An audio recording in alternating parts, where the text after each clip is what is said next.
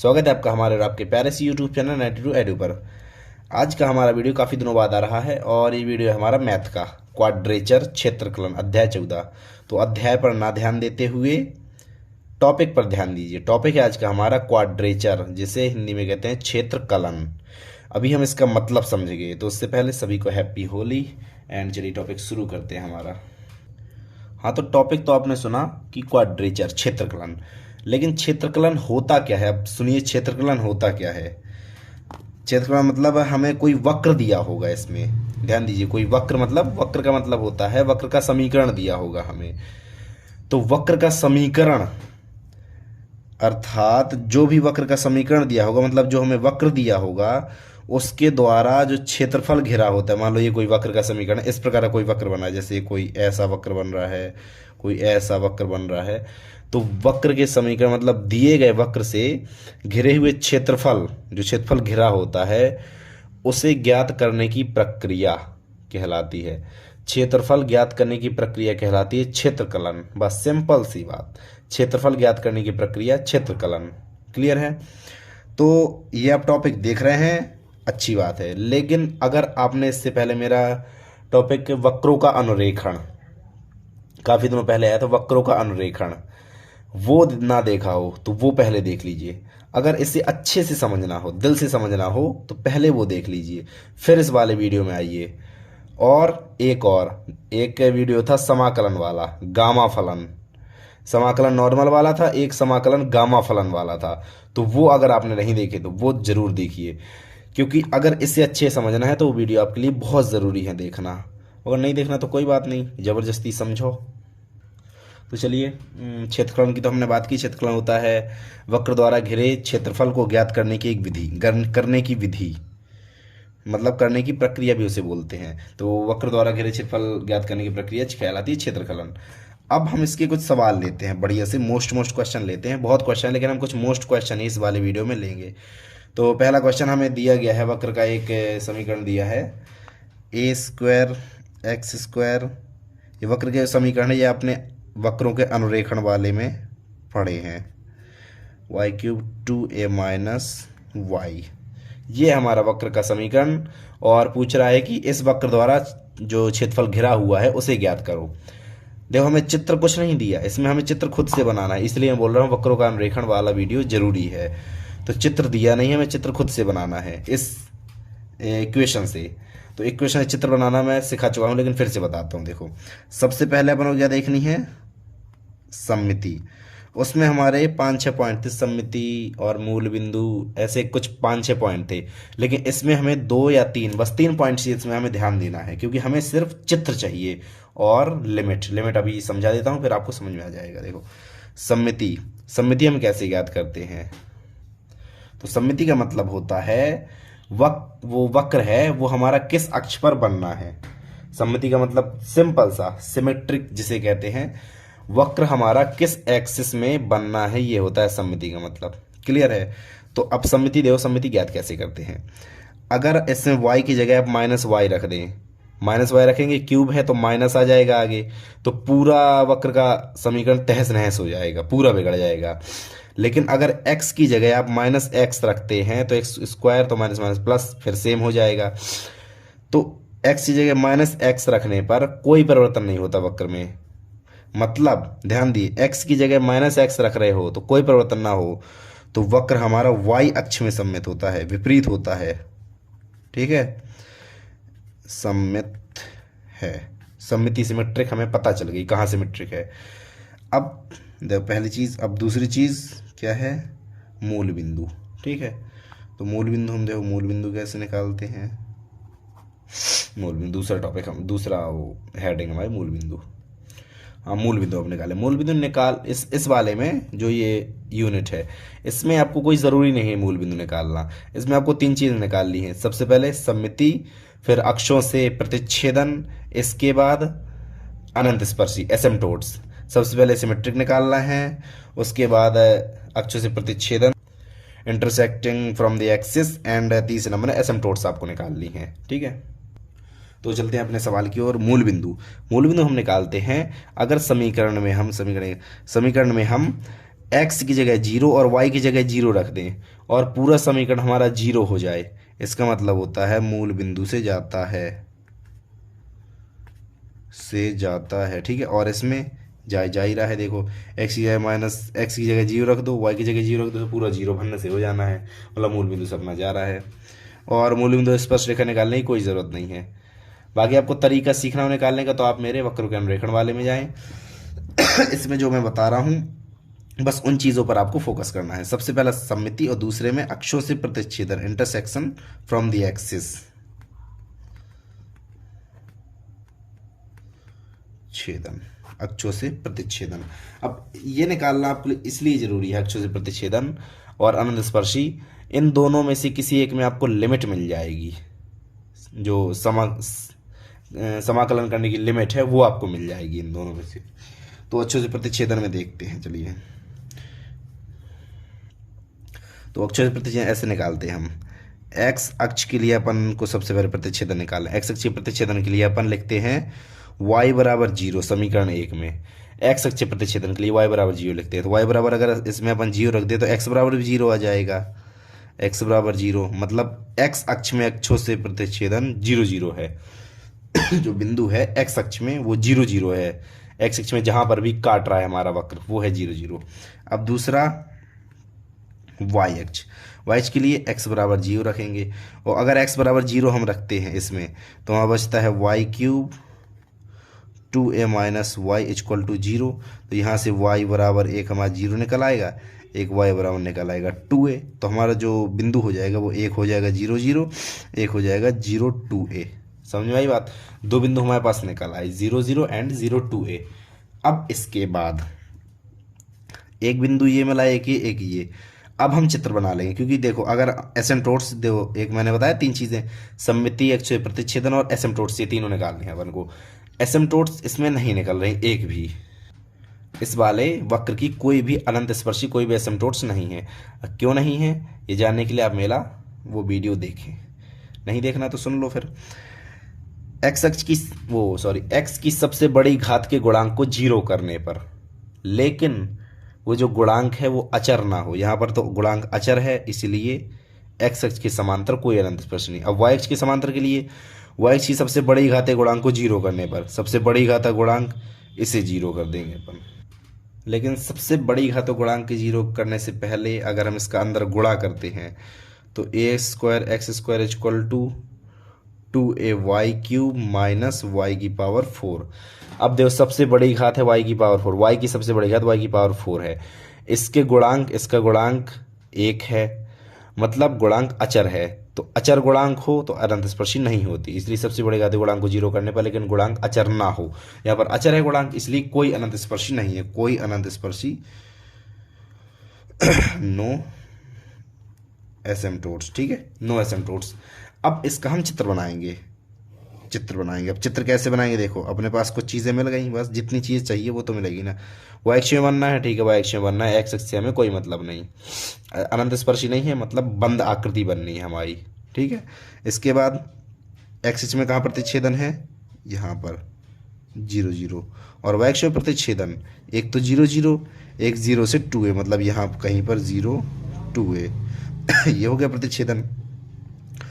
तो ऐसी आकृति हमारी बन जाएगी, बंद है आकृति।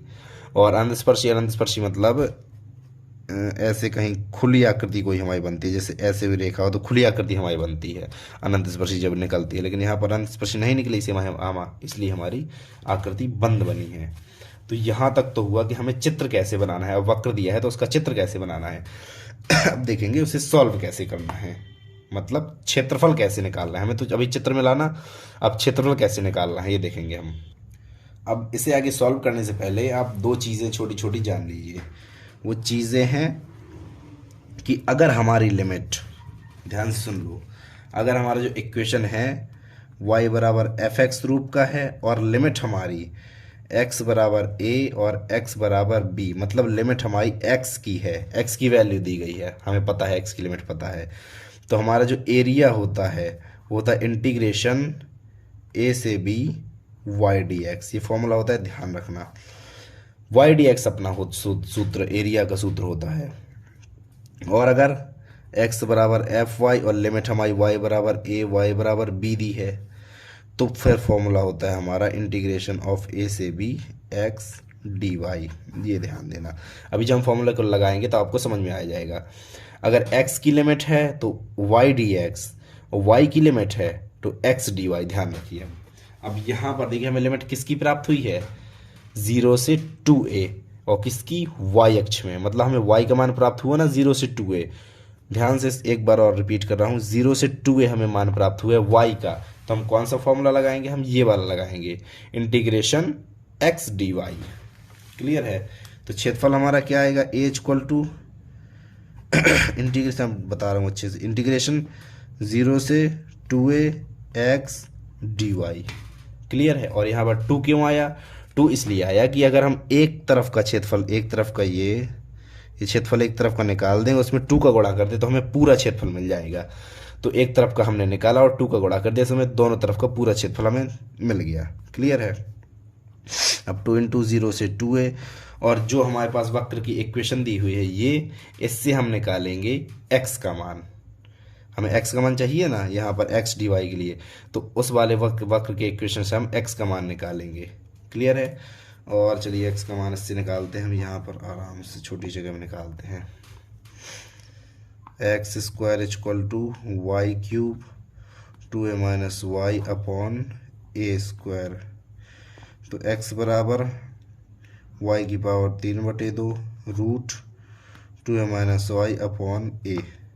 आएगा ना x का मान, x का मान अपना आया y की power 3/2 root 2a minus y upon a. चलो भैया यहाँ तक, और ये डी वाई यहाँ तक क्लियर हुआ। अब आगे देखते हैं। तो इस वाले इक्वेशन को हम अगले पेज में लिखते हैं और वहाँ इसे आगे सॉल्व करते हैं हम। ठीक है। यहाँ पर हमने ए को बाहर निकाल लिया है। ठीक है।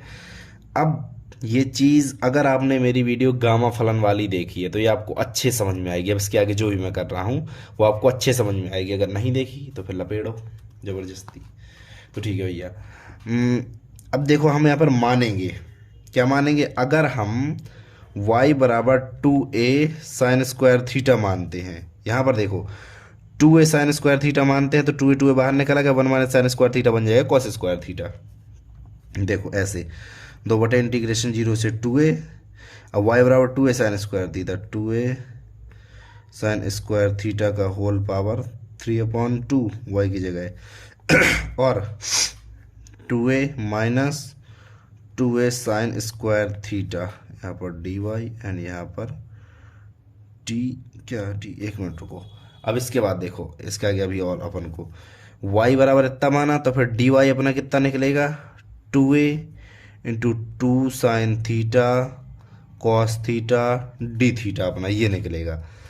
तो फिर क्या निकलेगा, 4a sine theta cos theta D theta ये निकल आएगा। तो डी वाई की जगह हम देखो y का अपने नॉर्मली अपन ने इसका अवकलन कर दिया है, तो 2 का 2a का a साइन स्क्वायर थीटा का, सबसे पहले इसे x की पावर n से करेंगे 2 sine theta into cos theta D theta. अब डी वाई की जगह हम ये लिखेंगे 4a sine theta cos theta D theta. ये हो गया भैया, यहाँ तक आपको समझ में आ गया। इसके बाद 0 से 2a, 2 की पावर 3/2, a की पावर 3/2 एंड 2 से 2 ख़त्म, तो साइन की power 3 theta sine cube theta.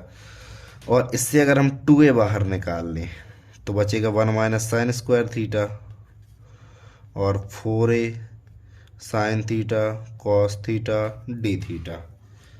ध्यान दे दिया, हर स्टेप बहुत इम्पोर्टेंट है। 0 से 2a, 2 की पावर 3/2, a की पावर 3/2 साइन क्यूब और 1 मतलब साइन की पावर 4 थीटा और 1 माइनस साइन स्क्वायर बनेगा कॉस स्क्वायर और एक ये कॉस मतलब कॉस क्यूब थीटा। यहाँ का 2a और यहाँ का इंटू 4a और डी थीटा। क्लियर है। अब 2 और a की अपनी व्यवस्था बनाते हैं।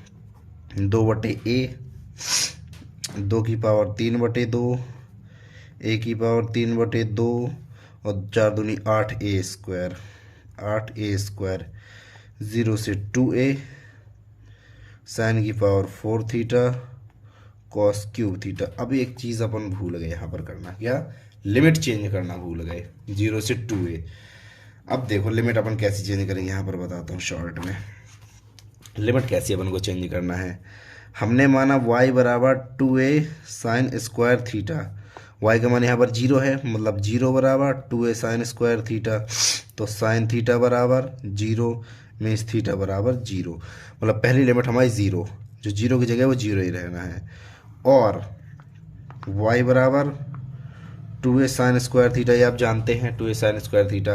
और y बराबर क्या है, दूसरी लिमिट 2a है ना, पहली लिमिट 0 दूसरी लिमिट 2a। समझ में नहीं आ रहा है तो मेरी प्लीज़ वो वाली वीडियो देख लो, गामा फलन वाली। और 2a sine square theta, 2a ख़त्म हो गया, एक बचा, तो साइन थीटा बराबर 1, थीटा बराबर पाई बाई 2। साइन 90 का मान होता है 1, इसलिए पाई बाई 2 लिखा। तो जो लिमिट है हमारी वो हो जाएगी 2/a, 2 की पावर 3/2, a की पावर 3/2, 8a स्क्वायर 0 से पाई बाई 2 एंड साइन की power 4 theta cos square theta D theta. यहाँ तक क्लियर है? क्लियर होगा। अब आगे, अब नॉर्मली अपन को गामा फलन लगाना है। इसमें गामा फलन हम तभी लगाते हैं जब साइन और कॉस की जो कॉस दिए हो पावर में दिए हों, उनकी पावर दी हो, और लिमिट हमारी 0 से पाई बाई 2, 0 से 90 हो हमारी लिमिट, तभी हम लगाते हैं गामा फलन। देखिए 2/a, 2 की पावर 3/2, a की पावर 3/2, यहाँ पर 2 है, 8a स्क्वायर। डायरेक्ट गामा फलन लगा देते हैं अब लेकिन भैया एक छोटी सी मिस्टेक हो गई। सबसे पहले उसके लिए माफ़ी चाहता हूँ। देखो यहाँ पर रूट है ना, और हमने यहाँ पर रूट भूल गए, रूट ये भूल गए अपन, तो रूट भूल गए तो रूट लगा लेते हैं। चलो रूट यहाँ पर होगा, मतलब बाहर अपना √2a आएगा। ठीक है, ध्यान देना, बाहर √2a आएगा, पूरे गए रूट लगा हुआ है, बाहर आएगा √2a। और यहाँ पर मैं √1 माने साइन स्क्वायर थीटा, मतलब बनेगा कॉस, एक इसका कॉस स्क्वायर, मतलब कॉस बस बचेगा, एक ये कॉस, तो कॉस स्क्वायर रहेगा यहाँ पर, क्यूब नहीं, कॉस स्क्वायर रहेगा। ठीक है, कॉस स्क्वायर, क्लियर है। और क्या, 2a √2a। ठीक है, और चलो एक सेकेंड, √2a एंड 4a। और बाहर यहाँ पर अपना देख लेना, ये यहाँ पर √2a एंड 4a, इसे हटा दो, √2a एंड 4a। ठीक है, ये आपको ये सब सॉल्व करने हैं, ये बाहर वाला पोर्शन है जितना भी है, ये सब खुद से आपको सॉल्व करना है। बस मैं अंदर इंटीग्रेशन करना बता रहा हूँ, इंटीग्रेशन कैसे करना है। अब देखो गामा ग्रुप में अपन gamma 4 + 1/2, gamma 2 + 1/2 upon 2 into gamma 4 + 2 + 1/2। Gamma solve करना आता होगा। ठीक है, 4 + 2 + 2/2, 2 होता है यहाँ पर, a + b + 2/2। ठीक है, ठीक है, आगे 2/a, 2 की पावर 3/2, a की पावर 3/2, 8a स्क्वायर। और इससे 5/2 gamma, gamma 3/2 upon 2 into gamma 4 2 6 2 8/2, मतलब गामा 4। ठीक है, अब इसके आगे ये सेम, ये वाला अपना सेम रहेगा। और गामा 5/2 को अपन क्या लिखेंगे, 3/2, 1/2 गामा 1/2, और 3/2 को 1/2 गामा 1/2, और यहाँ पर 2 इंटू 3 गुणे 2 गुणे 1, ऐसा कुछ आ जाएगा अपना। अब जो कुछ भी यहाँ पर कट पिट रहा हो उसे काट देना, और आंसर आप लोगों को लाना है πa²। अगर गामा फलन पढ़ा है तो आप इसे भन्ने से सॉल्व कर लेंगे। πa² इसका आंसर आना है, तो वो आप लोग लाएंगे। ठीक है, ये वाला सवाल हुआ हमारा कंप्लीट, काफ़ी बड़ा सवाल था। अगला सवाल जो है वो छोटा रहेगा हमारा। तो ये रहा हमारा दूसरा सवाल। ये सवाल देखो, इसमें अपन को दिया है क्या है, दीर्घवृत्त का समीकरण। हम देख के बता देते हैं, हाँ दीर्घवृत्त का समीकरण है, तो इसके लिए चित्र अपन तुरंत बना लेंगे। और चित्र ऐसा होता है इसके लिए, दीर्घवृत्त, ये हाई पैराबोला। ठीक है, ये चित्र अपन खुद बना लेते हैं। और अपन को ये पता होता है कि ये 0 होता है, तो ये हमारा सेंटर जो होता है ये 0 0 होता है, ये a 0 होता है, ज़ीरो ए होता है, ये ज़ीरो माइनस ए होता है, ये माइनस ज़ीरो, ये सब अपन को सब पता होता है दीर्घवृत्त में। अगर दीर्घवृत्त का समीकरण हो तो अपन सब जान जाते हैं कैसा चित्र होता है, कैसा क्या होता है, सब पता होता है। तो इसमें अपन को वक्रों के अनुरेखण के टॉपिक की आवश्यकता नहीं है, इसे हम डायरेक्ट देखेंगे। अब देखो लिमिट अपन अगर ये बाई लगा रहे, अगर हम एक का बस निकाल दें और चार का गुणा कर दें, कोई दिक्कत? कोई दिक्कत नहीं, बिल्कुल सही। तो एक का बस निकाल रहे हैं और लिमिट देखो जीरो से ए ले रहे हैं, मतलब एक्स की लिमिट ले रहे हैं। तो एक्स की लिमिट के लिए एरिया का फॉर्मूला क्या होता है? इंटीग्रेशन जो जीरो से ए है हमारी लिमिट, और एक्स की लिमिट के लिए फॉर्मूला वाई डी एक्स, पढ़ा ना अभी एक्स की लिमिट के लिए फॉर्मूला हो जाएगा वाई डी एक्स। और चार गुणे इंटीग्रेशन जीरो से ए, वाई का मान हम इससे निकालेंगे। तो वाई का मान जो हमारा निकलेगा, वाई बराबर बी बटे a root a square minus x square, ये आपको निकालना है वाई का मान इससे, ठीक है। तो वाई का मान बी बटे a root a square minus x square into d x, b बटे ए बाहर आ जाएगा, मतलब फोर बी बटे ए इंटीग्रेशन जीरो से root a square minus x square into d x. यहाँ तक क्लियर? हाँ क्लियर। अब आपको समाकलन आने चाहिए, अगर इससे आगे आपको अच्छे समझना है तो समाकलन के फॉर्मूले आने चाहिए, फॉर्मूला अच्छे से। ये एक फॉर्मूला होता है root a square minus x square का। अभी फॉर्मूला देखो क्या होता है, x upon two root a square minus x square plus one by two a square sine inverse x upon a, ये होता है अपना formula. X upon two root a square minus x square plus one by two a square sine inverse x upon a, zero से a. अब अपन को normally limit रख देनी है, बस ये सवाल छोटा सा है। और सबसे मोस्ट यही सवाल है, ये वाला जो बता रहा हूँ सबसे मोस्ट सवाल है ये वाला, इस वाले यूनिट से। फोर ए बटे ए अपन लिमिट ए अपॉन टू, और यहाँ पर देखो अभी नहीं ए अपॉन टू रख रहे अपन यहाँ पर रखेंगे ए अपॉन टू, और यहाँ पर अगर अपन ए रख दें तो a square minus A square zero हो जाएगा, तो ये वाला पूरा पोर्शन अपना जीरो हो गया, ठीक है। और ए स्क्वायर अपॉन टू, अब आगे कुछ मतलब यहाँ का जीरो हो गया, zero plus a square upon two sine inverse a बटे ए, मतलब साइन इनवर्स वन, ठीक है। ध्यान से हर स्टेप ध्यान से देखते जाओ। माइनस अगर जीरो रखे तो जीरो, और ये वाला भी जीरो, जीरो माइनस जीरो, ठीक है। फोर बी बटे ए स्क्वायर बटे दो, और साइन इनवर्स वन, इसका मान होता है पाई बाई टू, ठीक है। साइन इनवर्स वन का मान होता है पाई बाई टू। अब ये कैसे होता है देखो, साइन इनवर्स वन बराबर कुछ मान लो थीटा मान लो, ठीक है। वन बराबर साइन थीटा, थीटा बराबर पाई बाई टू, ठीक है। तो ऐसे पता चलता है पाई बाई टू है इसका मान। आगे क्लियर? अब फोर बी बटे ए से स्क्वायर ख़त्म, और दो दूनी चार, तो अपना आया जो आंसर ए बी पाई आ गई। तो ये फॉर्मूला ये आपको याद रखना है, ए दीर्घवृत्त का क्षेत्रफल का सूत्र होता है पाई ए बी, ठीक है। और इसे अपन ने निकाला भी है, वो भी आपको अच्छे से आना चाहिए। बस ये वाला सिंपल था ये वाला सवाल। अब लेते हैं हम अपना अगला और आखिरी सवाल। तो अगला तीसरा सवाल, लेकिन इससे पहले आपको कुछ जो हमारा अगले सवाल हैं वो किस पर बेस्ड होने वाले हैं, वो हैं दो वक्रों से घिरा क्षेत्रफल। अभी तक हम देखते थे कि एक वक्र है हमारा, वक्र हमने खींचा और उससे घिरे क्षेत्र का क्षेत्रफल हमने निकाला।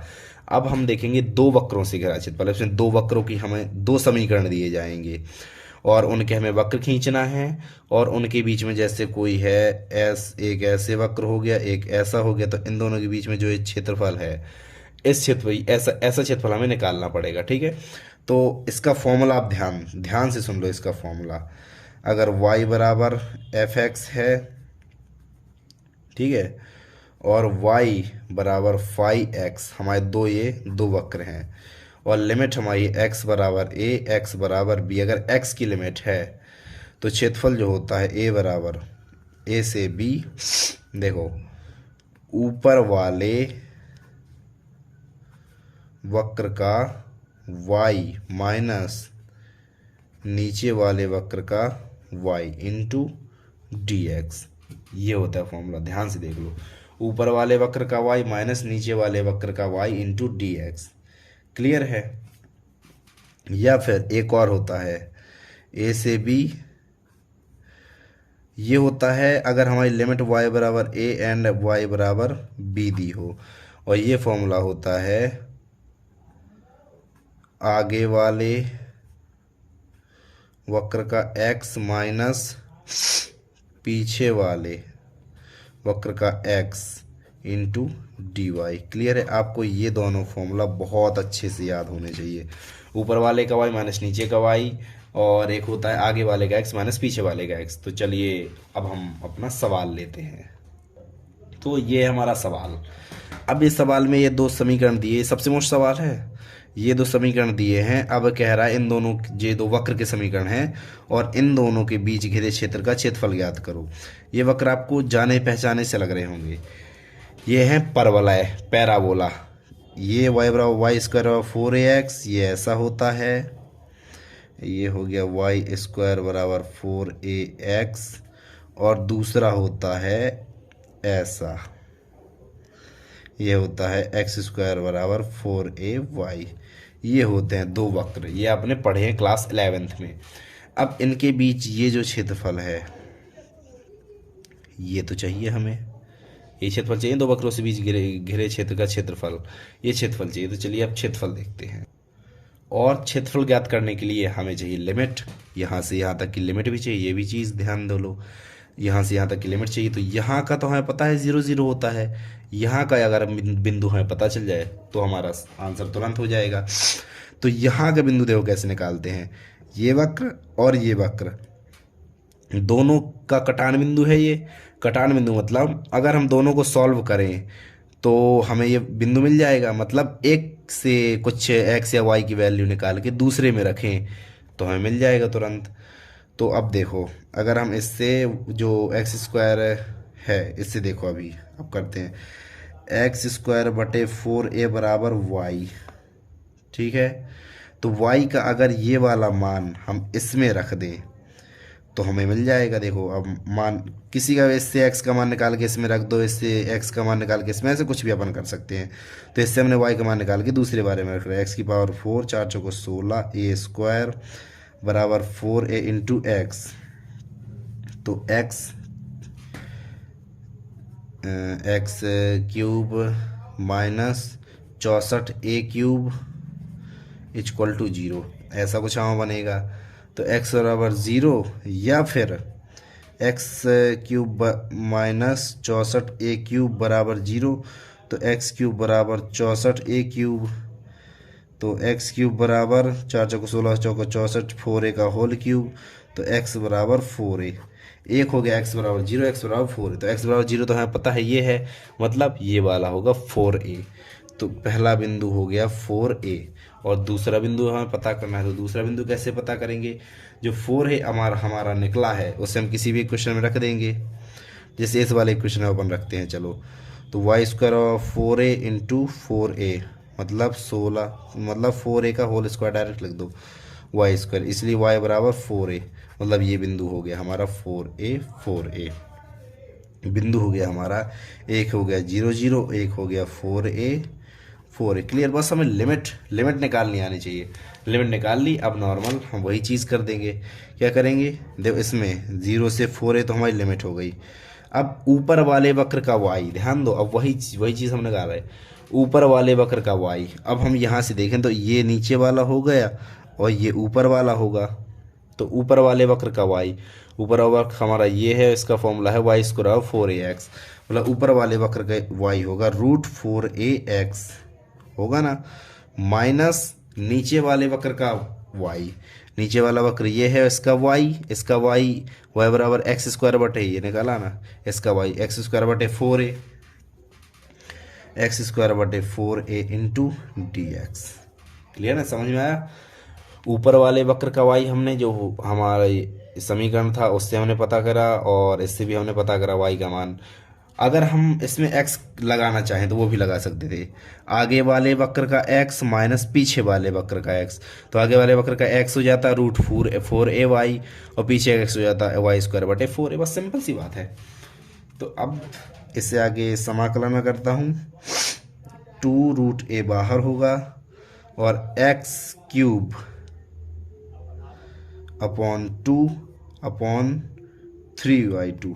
ठीक है, यह समाकलन बता रहा हूँ रूट एक्स का, एक्स की पावर 1/2, सो एक्स की पावर 1/2 प्लस 1/1/2 प्लस 1। ठीक है, माइनस 1/4 तो बाहर है, और एक्स स्क्वायर का x³ अपॉन 3 एंड 0 से 4 ए लिमिट। तो अब सिर्फ लिमिट रखने को रह गया है, वो आप खुद करेंगे। ये हुआ इसका सॉल्यूशन। तो ये हुए हमारे आज के तीनों सवाल, मेरे ख्याल से आपको समझ में आए होंगे। और वीडियो को फिर से देख लें अच्छे समझने के लिए। वीडियो को हम यहीं पर एंड करते हैं, मिलते हैं अगर नए टॉपिक के साथ। Thank you so much, bye bye.